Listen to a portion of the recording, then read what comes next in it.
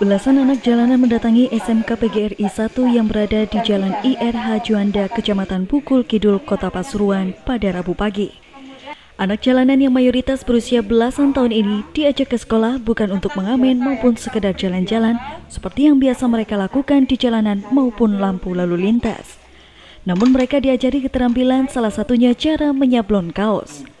Para anjal ini diajari teknik proses menyablon kaos, mulai dari pengenalan peralatan sablon, cat yang digunakan, serta cara mendesain gambar dan tulisan yang menarik.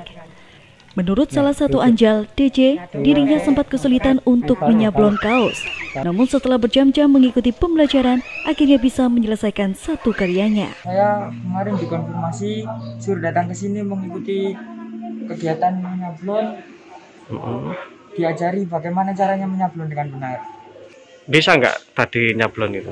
Alhamdulillah saya belajar tadi bisa.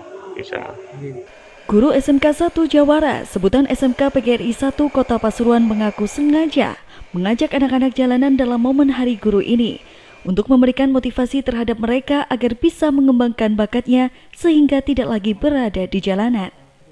Selain itu, mereka juga dibekali wawasan untuk selalu hidup sehat, seperti memakai masker dan selalu cuci tangan saat berada di luar agar terhindar dari virus corona.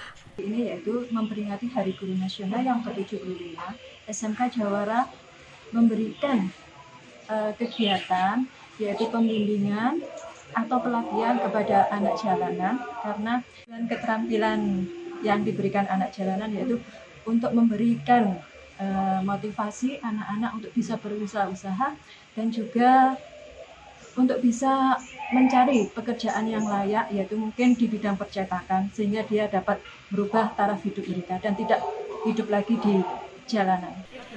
Melalui kegiatan ini, para anak jalanan diharapkan mampu mengembangkan bakatnya, sehingga tidak kembali lagi menjadi anak jalanan untuk mengamen atau meminta-minta.